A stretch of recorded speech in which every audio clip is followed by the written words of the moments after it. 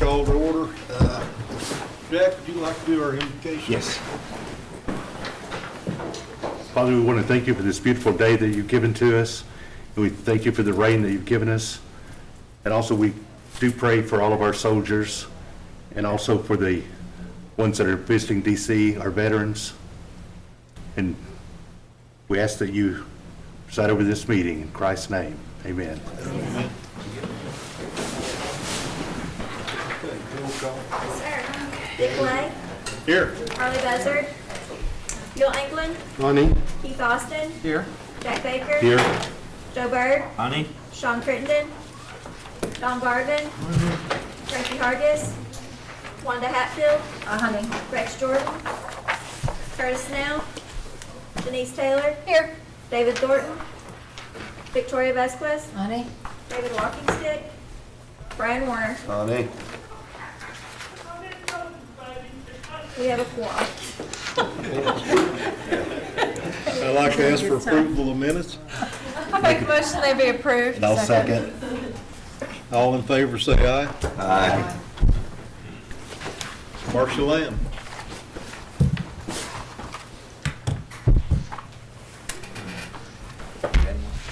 Good afternoon. I don't have too much to report. I just wanted to tell you that we had another successful year at the holiday events we sponsored.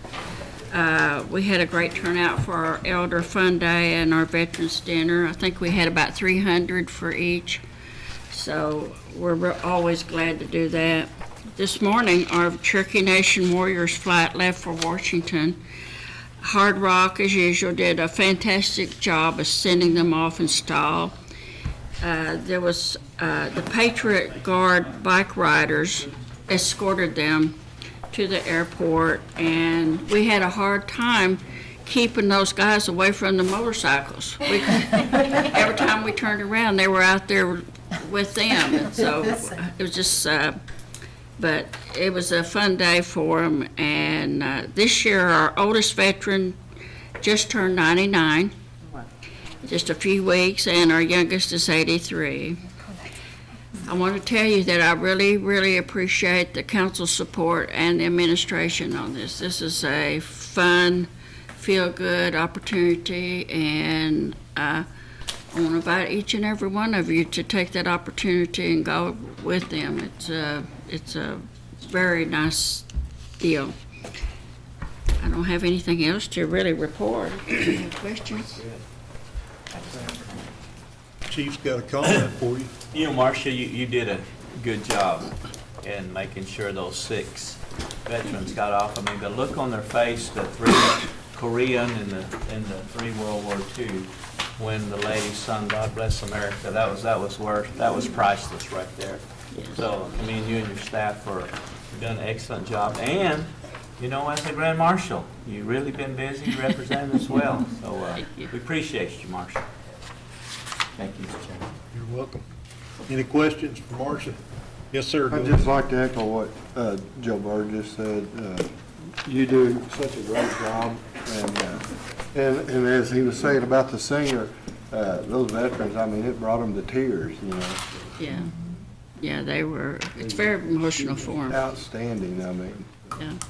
That 99-year-old, the only thing that was holding him back was that wheelchair. Yeah. If we had, if he hadn't had that, we would have lost him for sure. Yeah, I think that gave him about 3 or 4 more days of his life to do the flight. Thank you. You're welcome. Any other questions? Yes, sir. Don't have a question, but since everybody's bragging on her, I'm going to brag on her. But I appreciate how you do your job and how you respond to myself. I don't know about anybody else, but you respond to me very well. I can call you with a problem or have these young ladies here call you with a problem, and I get the response back that day. Thank you. And sometimes I don't get response back some of these others at all, but I really appreciate it very much. Until after the 3rd or 4th time, maybe 4 o'clock in the morning. But thanks a lot. No problem. Appreciate it. Yes, Where ma'am. were these gentlemen from? I haven't seen the list. Are they from Oklahoma, basic? Are they? Some of them were out of state. Out of state? I think there's like 3 of them. Okay. I know one was from Georgia, one from California. The 99 was from California. And I can't remember where the other one was. All right. One was from Verdigris, one was from Inola, one was from Sacramento. I remember that much. Yeah. Thank you for doing that. Appreciate Thank you. I can send you the names and where they're from. it. Okay, they're probably available. I Yeah. just, okay, thank you. Anyone else? Good job, Marcia.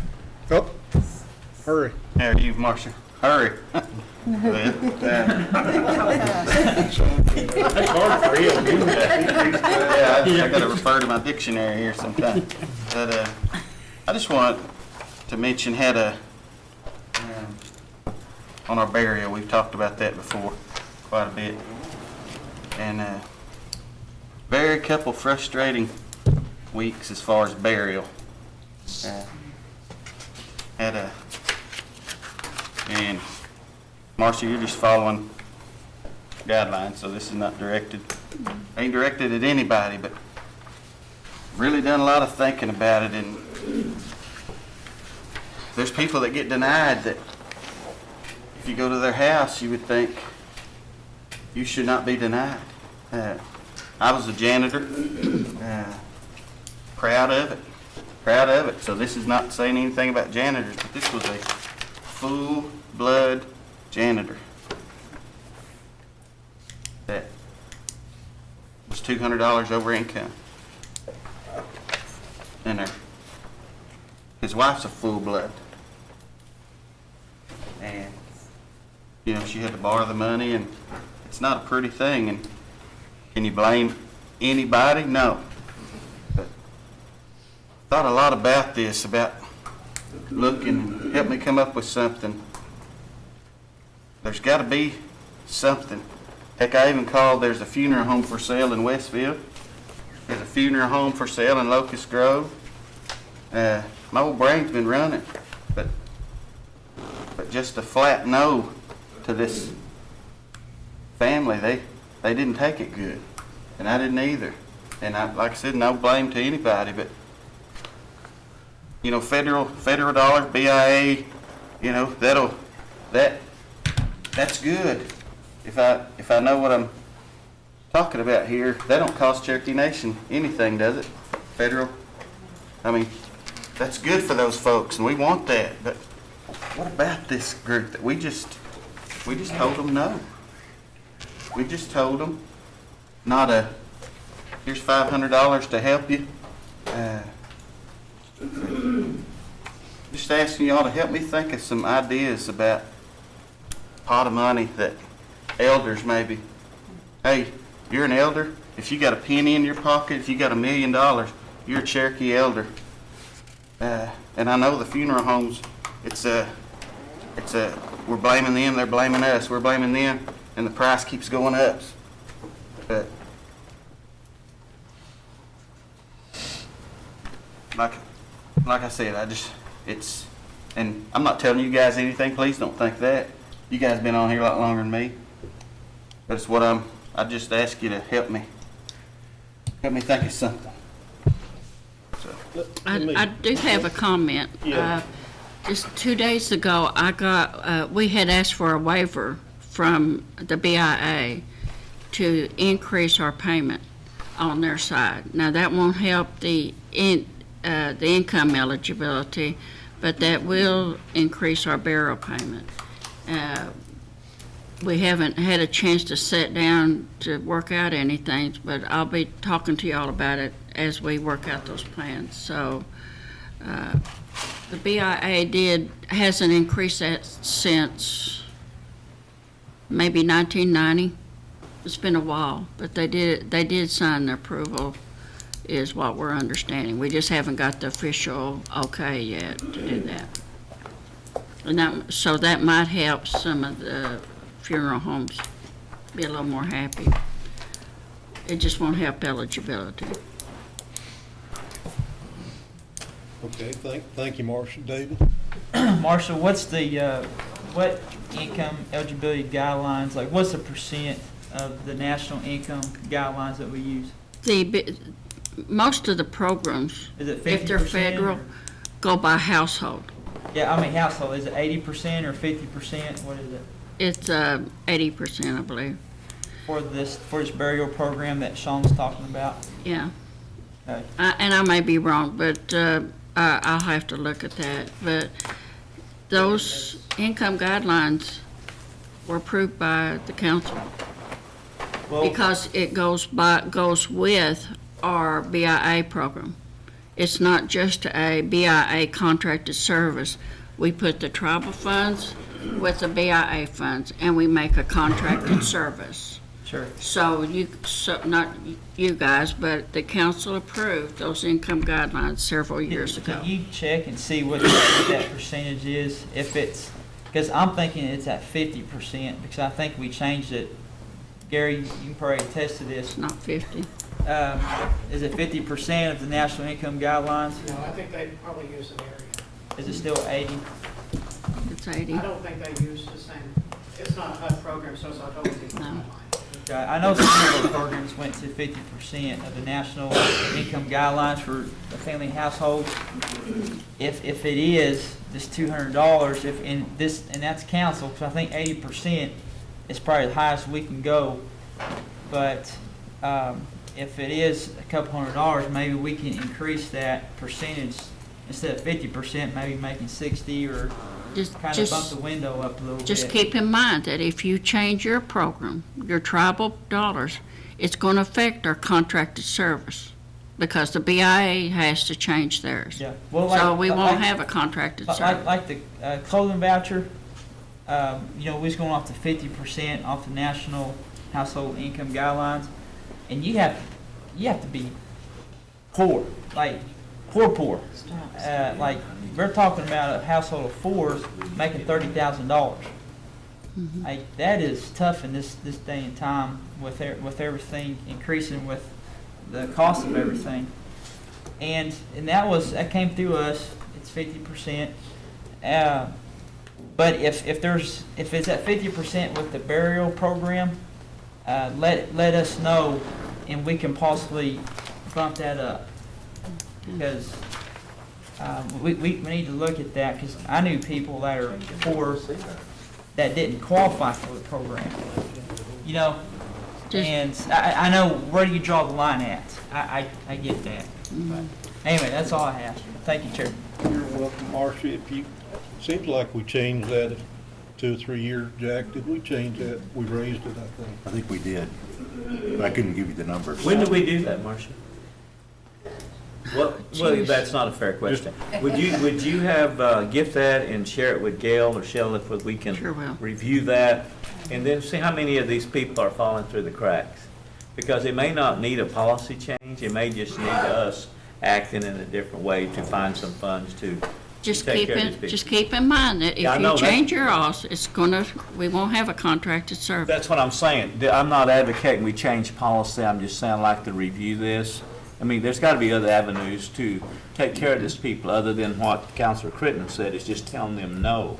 I mean, we can ante up and help somebody instead of just saying no. Okay, I'll do that. One more. And my understanding is also that even if we had tribal funds, that the funeral home sees that as well. And they're playing a little hardball. Okay, well, if they don't qualify for this, you can give them all you want to, and we're going to keep raising ours. So like I said, but I do think there's money available, or we can make it available where here's something. Do you get your funeral paid for? In some cases, no. But here's something, Elder. It has been approved. That's what I was. Sure. Yeah, Thank you. I think Karen got it, Okay. and I think it's up to 3,500. Well, and Marcia's got to cross her Ts and dot her Is like all of our programs, so let's wait till we see what we've done in the past and see what. Thank you. Anyone else? Thank you. Appreciate it.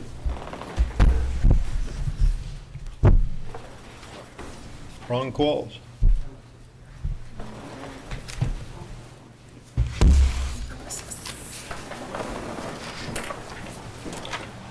Morning or good afternoon. I just have a couple of things that I would like to mention. It's not program activities, but, and Gary will probably talk some about this too. The last negotiated rulemaking is happening this month.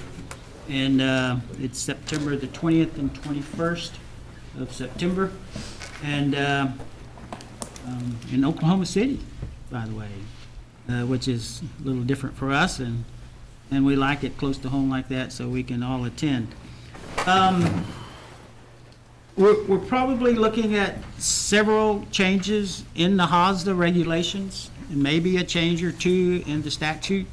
Some of it will be good, some of it probably won't be so good, but Gary and me and one staff person from my office will be attending that meeting, and I'm looking forward to it, and I'm hoping we'll have a lot of good things and not just negative things. And the only other thing I have is the summit, the Elder Summit. My staff is working with other staffs, and we're looking forward to that summit and looking forward to a good program. That's all I have, unless there's some questions.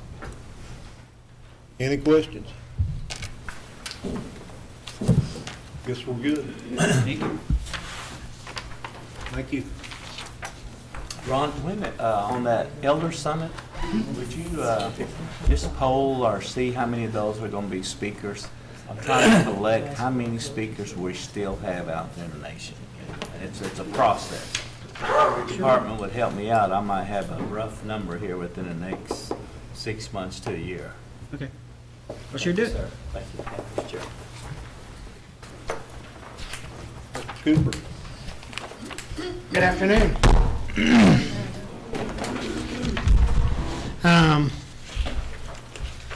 As Ron mentioned, next week, 24 representatives of Indian housing, my colleagues across Indian country, and 2 government representatives will sit down for what will hopefully be our 9th and final formula negotiated rulemaking. We've been at this for, 3-4 years now, trying to hammer out the final regulations, and we hope that after next week, we will be able to do that. So we look forward to that, being able to actually get something done and get something accomplished on, how we receive block grant funding through the formula. So that's one of the things that we are working on. Also, that brings up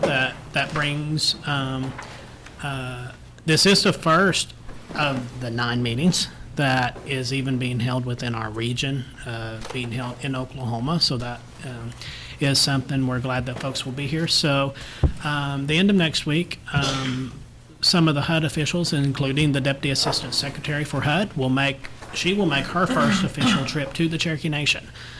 So we will be welcoming her. She's going to, don't have the final schedule yet, but right now we're kind of looking at, she's going to visit Housing Authority and probably going to visit a couple of Anna's incubator projects downtown Tahlequah.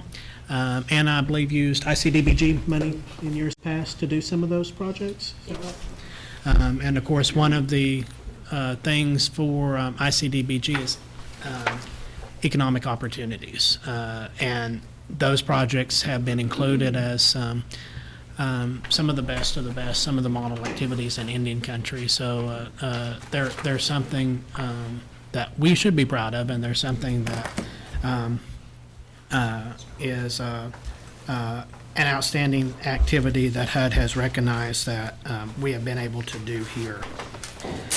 I think those are the main things I wanted to mention. I also want to be sure to mention too that you've probably heard me mention, gosh, it's probably been a year or so ago now, about HUD, and you've heard us talk off and on about this, that HUD was conducting a needs assessment of Indian housing in Indian country. We were one of the tribes that was selected to participate in that needs assessment. It was done by, this has been about 7, almost 8 years maybe a little bit longer in the making. And it's HUD contracted and worked with independent research institution as the University of Chicago to do this. The preliminary study has been shared with us. It is not completely final yet, but the preliminary numbers shows what myself and my colleagues in Indian Housing has been saying for years and years and years, is there is a shortage of housing in Indian country. Now we are actually able to enumerate that. It shows about at least 66,000 units more new housing units are needed in Indian country. And it also shows that the funding for Indian housing is significantly less than what it should be. It has been pretty well stagnant ever since NAHASDA went into effect, which was in 1990.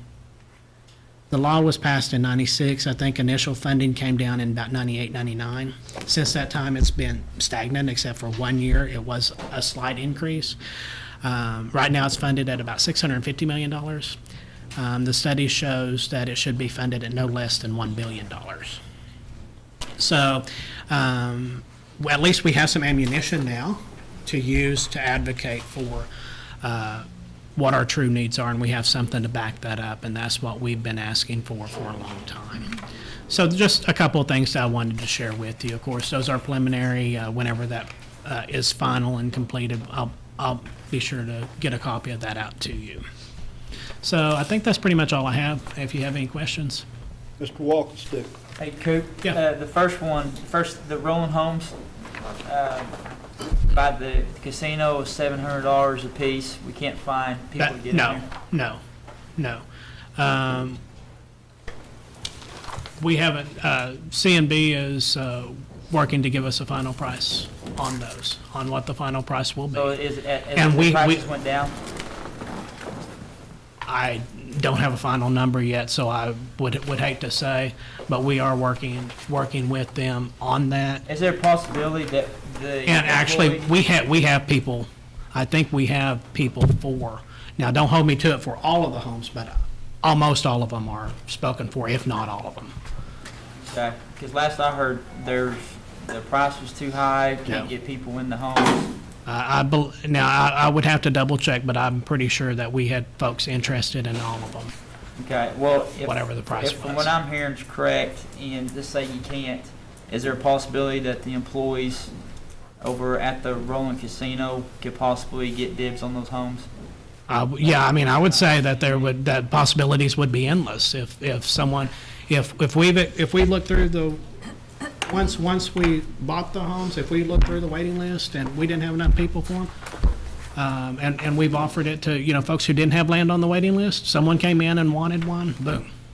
Basically, all we'd have to have is an application, regardless of where they worked, as long as they met the qualifications. Okay, just something. But yeah, absolutely. Okay. The other thing is, on our IHP, is there any way, can we build like foster homes with that money? I would have to go back and check. Off the top of my head, I don't think so. And here's where I'm going with this. What do you call the foster home? Well, here's where I'm going with this. The Methodist home, Boys Ranch, and if we were to build something like that, and I've visited with other people. And I'll have to go back and look at the regulation because I think I think we're limited to permanent housing and we can't do temporary. But I'll have to double check on that. Nikki, do you know how many Cherokee kids we have in foster care just off the top of your head? Just in Bible, Yes, we have 80 kids in this. 80 kids? Okay, thank you. But the only problem with group homes is that children most of the time flourish more in a home type setting with a mother and father type, so you just kind of have to keep that into effect, whereas shelters and things, children don't receive the nurturing or care that they usually can in a home setting. Okay, all right, good information. And where I was going with that was our charter school, we just got impact aid dollars. I was, just thinking here, if you put a tribal housing right here and had a foster care system such as like the Methodist home and had those students go to our immersion school, it's going to offset some of the costs in the foster home, and then you're providing jobs because you got to have foster families to come in and mentor the kids, take them to school, etc. With that system. But anyways, that's in Nikki's area. But I was on the Indian housing. I was wanting to know if it's possible to build foster homes. I will have to check, but I'm pretty sure that that one of the regulations is a requirement. What's the that is ISP for do? permanent. For next year. July 18th. Okay, so we got some time to plan and talk. Oh, yeah. Okay. Yeah. And then the other thing you've got to remember too is if you do that, you have to take money away from another program. So because it's a zero-sum game. So if you are going to fund a new project, you have to take that much money away from some other project that's already It's gonna be significantly underfunded in most decrease of cases. homes for someone else.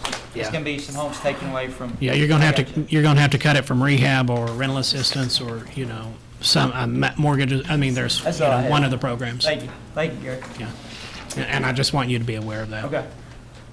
But I'll be happy to check out the regulation and see if it allows that or not. Any other questions, comments? Just a comment. Thank Erna Reeves and her staff Will do. for giving the speaker of the Eastern Band Cherokees a real tour and explaining the programs there. Your staff did a good job. Absolutely, and thank you. And I have I'll brag on my staff. I have some good staff that work for me, and I'm glad that Erna was able to make her way back home to Cherokee Nation. She's an asset for all of us. She spent over 12 years with the National Indian Housing Council, basically doing trainings, training Indian housing authorities all over the country on different things. And so she got tired of doing that and traveling, and we was glad to have her back. Thank you, Gary. Thank y'all. Appreciate it. Michael Lynn? Good afternoon. You should have a copy of our report. I'll just highlight a few projects here. First, I'll start with Northeast Fort Gibson. It's in Muskogee and Cherokee counties both. I mentioned last month an American burrowing beetle environmental issue that we ran across. We're in the process of trying to work through that, looking at trying to purchase mitigation credits so that project can proceed. Ross Street here within the city of Tahlequah that going to lead to or nearby the property that the Hastings expansion will be constructed on. We had a meeting last week, on August 31st with Oklahoma Department of Transportation to discuss with them our plans for that street, as well as the plans of how it's going to tie into the intersection where it ties into the state highway. ODOT was very receptive of what we had, our conceptual design, and they realized that the traffic that's going both to the city hospital as well as the current Hastings facility, there's basically two accesses now into those two facilities, and they're very stressed as far as traffic goes. So they were glad to see that we were going to be having an alternate access to the property. So. We're still continuing to work with them. We'll have to go through some permitting and things like that, but we'll do that as the project proceeds. Holbert Lost City here in Cherokee County, also we call it that, but it's also not locally known as Grace Hudlin. We've been meeting with utility companies. We're trying to get utilities underway on that project and striving to get that under construction here within the coming months.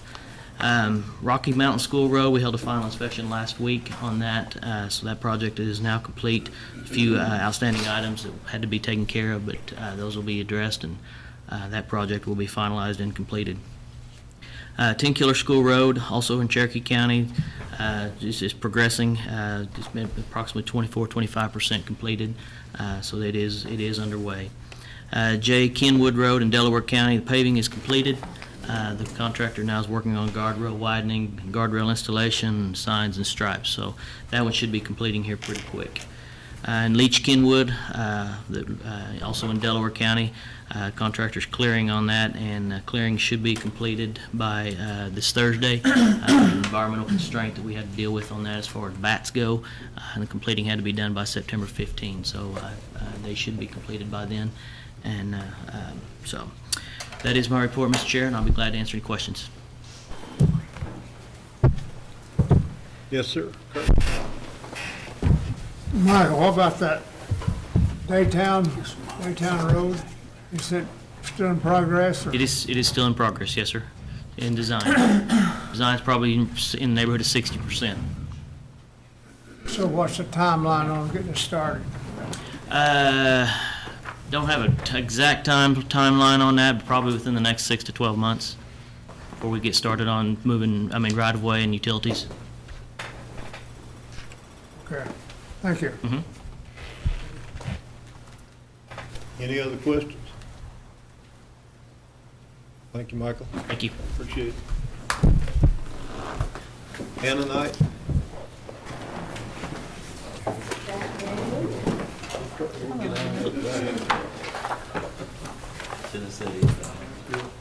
You have a copy of my report. I finally got around to editing and changing the housing report, so I like colors and graphs, and you'll see all that, and I'm happy to answer any questions that you have. Gary already kind of told you about the Deputy Assistant Secretary coming down and looking at the Court Law and the Art Center and the some ICDBG microenterprise entrepreneurs, so she'll be visiting with them, so we're excited about that. Just a brief comment. Yes, sir. Anna, you always seem to extend, your services the best you can with the policies that you have. I just want to thank you for helping that elderly lady out on that foreclosure she was faced with. She was just that. She was just, she didn't have any other options. Didn't even know this was available. And I want to thank you for helping them out. You're welcome. That's what we're here for. Yeah, but appreciate what you did. Any other questions? Janice? You mentioned a home buyers fair October 10th in our last meeting. I don't see a reference to that in this report. Can you give me any info on that? Mm-hmm. It's on the front page. We had to change the date to November 3rd. Oh, okay, that's why. Yeah. I'd sent an email to Just 1 Gail. second. Let me see if I can find it. Here it is. Okay. And then we will, the one that we hold in the northern area, we'll do that this spring, right at the beginning of house buying season. Okay, very good. I think that's what was confusing me. I was thinking October 10th was going to be in the northern area, so very Yes. good. Okay, thank you. That's all I have. Any other questions? Thank you, Anna. Thank you. Indian Child Welfare, Ms. Baker?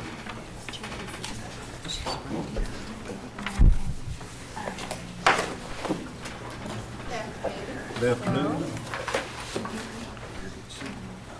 Well, I kind of laugh. I've just been coming to these a couple of times, and there's never really been an instruction course on what exactly you guys want or what I'm supposed to brief you on, but I could talk about Indian child welfare all day long. I mean, it's where my passion lies. I hope that any of you who visited with me knows that, just from asking me a question. But do you want just a brief of what we're doing this month, or is that kind of what? That'd be fine. Okay. Thank you. A few things that we're working on. We received a new grant in July, and I'm really excited about it because we ask for a service dog for our children. So if they have to testify in court or they're meeting their parent for the first time, it helps lessen the stress of that child and those parents. Sometimes the mother will keep the father out of the picture, so that's how they might not know that parent. And so when they meet for the first time in our office, it's really a stressful event because they're not for sure what to do with each other, how to talk. And so anyway, that's an exciting thing that we're getting. We also are going to increase the cultural knowledge that we supply the children once they come into custody. The historic way of treating children when they come into custody is working on the parents and fixing the parents' issues.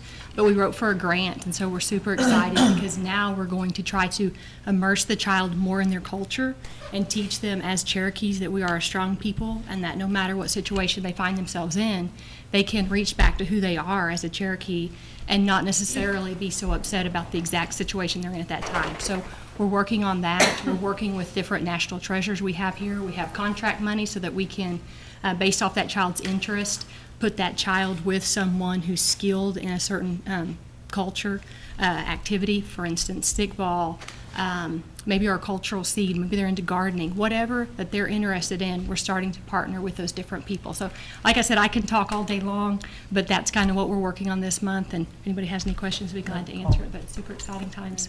Mr. Walkenstick. I just want to commend Nikki. The state was going to cut our social workers in northeast Oklahoma. And Nikki came to bat for us and visited with Dr. Shropshire, which is the deputy director over DHS, and saved our social workers, which are well needed in public schools because of all the things that go on there with abuse and everything. And so, Nikki, I just want to thank you for going to bat for us and visiting with them and being the face of Cherokee Nation and representing our Cherokee students. So, thank you so much. You bet. Denise. Forgive me, Nikki, I can't find it right now, but somewhere in your report you gave just a cold hard number of how many children you are assisting currently, and it broke my heart. So I just want to thank you for what you do, and I know that it can be hard working with those kids, so I appreciate you. You bet. You said there's 80? Just in tribal custody, so that means we remove them from tribal land, which a lot of times is the hospitals or a tribal area. So we have 80 in Cherokee Nation's custody. They're our sole responsibility between the homes, everything that they need. Then for the state, I'd have to glance in here, but we have the 14 counties, and then we have the whole nationwide. So our numbers vary depending on what area you're wanting. But just for tribal custody for Cherokee Nation, we have 80. Cherokee County has around 80. So we have as much in our custody as the whole county of Cherokee does, the DHS. Wow. And I'm sorry, Chair. Is there a Go ahead, follow up. All right, sir. Also, so you said that the research shows that these kids excel better in a one-on-one setting versus a group home. Yeah, I mean, there's going to be other foster children in there, but they just feel accepted and more loved if they go to a home. There's routines, there's environments. It's like a mom and a dad. They tuck them in at night, they wake them up in the morning. There's routine, there's consistency, and they need that stability while they're going through the unstableness of where they were pulled from. If you put them in a group home or a shelter, a lot of times those house parents will change out, or the children come and go more frequently, and so it's less consistent and less stable. But however, sometimes you do get so desperate because you don't have enough foster homes that I can't say that shelters aren't useful. It's just you have to weigh those and decide what's better. Also, as far as in our tribal custody, we usually right around 80. It can come down to 78, go up to 82, etc. But we usually have a majority of 0 to 3-year-olds. So let's say around 80, I'd say only 24 are above 4 years of age, and that data is about 3 or 4 months old. But we don't have a whole lot of older children. They're mainly younger. Interesting. All right, that's all. Thank you, Chair. Council Lady Hatfield. I just want to commend you for great work you do. Well, thank you very much. You're very helpful. Bet. I know the situation you're talking about, so you bet anytime. Anyone else? Any other comments? Okay, thank you. Thank you very much. Y'all have a good day. No old business, no new business pending, and any announcements? Next meeting is scheduled for October 17th at 2. Motion to adjourn. Second. All in favor? Aye.